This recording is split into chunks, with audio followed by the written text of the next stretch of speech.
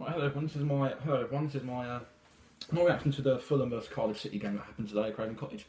So obviously I'm a Fulham season ticket holder. I sit in Block H in Hammersmith Film Row T, seat 57. And I go to basically all home games really. So I really thought this is my first opportunity to really give this a go. I never really give it much thought, but I thought I'd like to express my opinion in the right way, obviously, without being rude or anything, but just give my own opinion on what I think of the match and see what many fellow fans think, and whether I should continue doing it. So obviously we come into this game today off the back of a really impressive 2-0 win at Ipswich before the international break, which I went to, and I thought we played absolutely superb.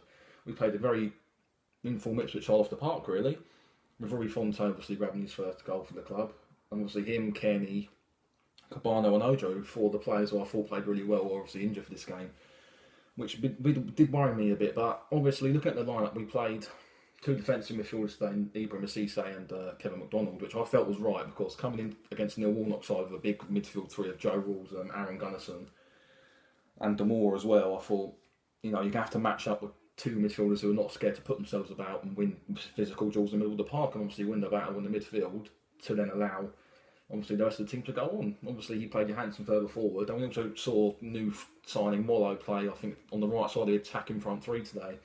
It was a free signing. He come from St Petersburg, obviously, on deadline day, and he didn't look too bad today. He looked okay. Looks like he's got a bit of an edge to him, but he's got to turn the pace, and yeah, he had a good hour, 65, 70 minutes I think he played today. But in the first half of that, I felt Cardiff started better. In the first 15, they came out the traps flying. Obviously, Mendes Lang, the summer signing from Rochdale, who scored 5 in 7 games and looks a really good player, causing absolute havoc down the wing. He'd come inside a few times, trying to look onto that left foot and try and cause trouble to Dennis Adoy, who started left back today, which allowed Ryan Sessegnon to push forward. So obviously, looking at their front three, obviously, Junior Hoylett, Zohore and Mendes Lang, there's a lot of pace, a lot of power and a lot of goals. So they carried a lot of threat today. So obviously, the likes of Tim Ream, Callas, Fredericks and Adoy to be on their A game today. But in the first half, I thought we contained the front three relatively well. I mean, Mendes Lang out of the three caused the most problems, in my opinion, for most of the game. I mean, he looks a really good signing from Neil Warnock, a really good find from League One. I mean, on a free transfer. I mean, if he carries on that way, he gets some big clubs knocking for him, maybe in January, maybe next season at a push, depending on where Cardiff will finish this year. But in the first half, we had a few half chances. I mean, Ryan Sessegnon went through a couple of times, took a shot which dipped over the post, over the bar of Neil Etheridge's bar, and he went through again and slid the shot wide, which was unlucky for him. I mean, he had a few good chances today, obviously. Took his goal in the second half, which we'll come on to a bit later on. I mean, Cardiff themselves had a few chances. I mean, Sean Morrison from a corner, and that header narrowly collected well by Button. I don't really recall many other chances Cardiff had. I don't think they had really many clear-cut chances where Button was forced into a save. He had to make a few low claims from, obviously, low drives into the box from Mendes Lang, Hoylett.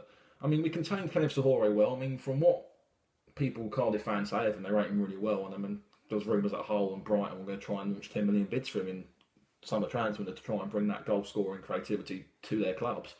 But to me, I think we contained him quite well today. And obviously, if you stop him, their big focal point up front, and then don't disrespect him, he's a very good player. I mean, he's improved a hell of a lot for them. But I feel like Tim Ream and Callas, who to me have forged a perfect partnership at the back, really contained him well. And I've turned into a big fan of Tim Ream. I mean, under Kit Simons wasn't his greatest, but today and in past games this season, last year as well, he's a fundamental player in the team now. And I wouldn't be surprised if he was one of the first players on Cavs' team sheet. But I mean, go back to the game on that, and in the second half mainly as well.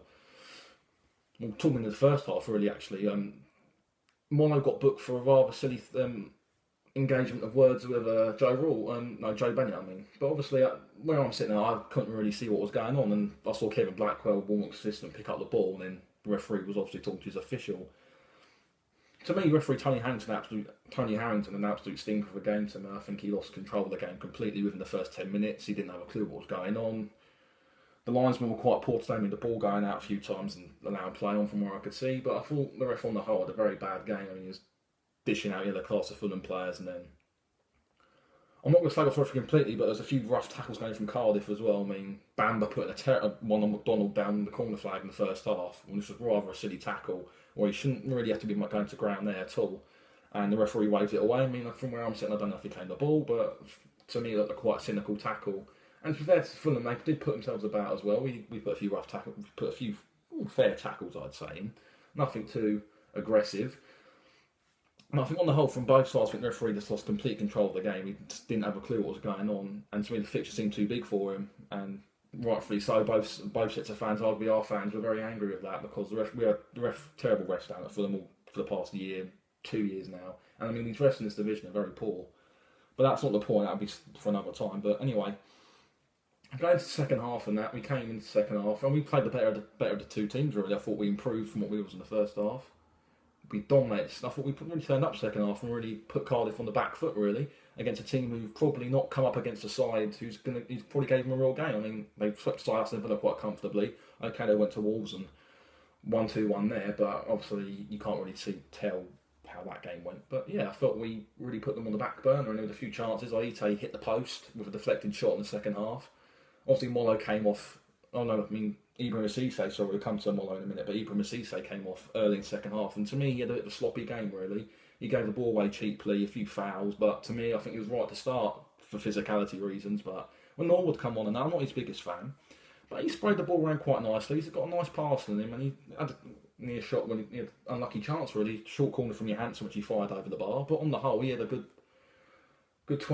half hour or so on the pitch where he's just, he's improved and he's not a bad player. I mean, if he can replicate any of that Northern Ireland European Championship form from last year, and obviously the Reading form that got him that big move to Brighton, then I'm sure we could have a good midfielder on our hands and possibly talk about a permanent deal. But he looked okay on the ball. He sprayed the passes around, allowed to spread the play. Obviously, Boubacar Kamara come on second half as well. And there's been a lot of critics about him recently, but I'm a fan of him. I think he's still quite raw from what I've seen. Obviously, he's got a very poor first touch, so I've noted as well. But to me, he seems to get in behind defenders and allows that to drag defenders out of position, which would allow space in behind for the likes of Johansson and other midfielders to come forward and get into that space, which I thought we did quite well. He held the ball up quite well, and then on the counter attack, he looked quite good as well. He's a very quite quick boy in that, so he looks quite raw. But I think under Jokanovic, he's got the right mentor there to really coach him well. So obviously the goal did come. Long through ball, I think it was coming completely, but it was a through ball to Aite. He tries to take a shot. Morrison blocks it. Sesson was tracking the run. Obviously, he comes in, sweeps it, thunders it in past Neil Etheridge into the bottom corner. So at 1-0, I thought 76 minutes, and I thought we can hold on here. But obviously, Neil Warnock looks to his bench, brings on Danny Ward and Liam Feeney, two players who have. Danny Ward had a good season last year, 10 goals in a struggling poor Rotherham side, and obviously Liam Feeney suffered relegation at Blackburn Rovers. Obviously, he's got loaned out, but you could see on the counter attack, the likes of Feeney, Mendes Lang, and obviously Danny Ward fresh on as well, were going to cause problems in the counter attack, and rightfully so. In the 83rd minute, they did get their goal. A ball, Feeney down the right hand side, comes in, crosses it in, then it's Danny Ward, bullet header in. But from what I saw originally, I thought, from where I was sitting, I thought David Button could have saved it, but I'm not too sure. I'm not going to slag him off or anything, but from where I saw it, I thought it was a header he could have saved, but I'm not too sure, so you can't really argue with that. I mean, it was a good header, a lot of power, and Danny Ward did well to direct the cross. But to me, that second half was very similar to the Norwich game, the first game of the season, where we had chances, we hit the post in the second half, we go and get that goal, and then we have a switch-off moment at the back where they bring on their super sub who goes and gets a goal right at the end. But, I mean, at 1-1, I thought then, 83rd minute, I would say the 3,500 Cardiff fans packed behind the goal were very buoyant, and that's what they felt they deserved.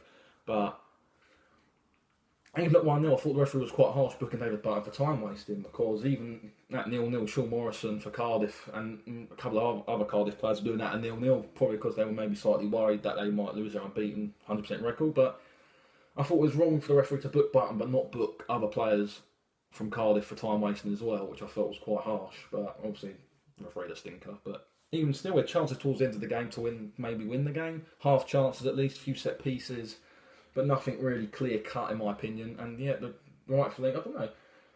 The draw could have been a fair result, but I felt we could have won the game in my opinion. But others may think the draw was a fair result. I'm not too sure what Cardiff City fans would think or anyone else would think. But yeah, I thought the draw. It's a result I take considering we've missed Kearney. I mean, we did miss him today. I think we missed him.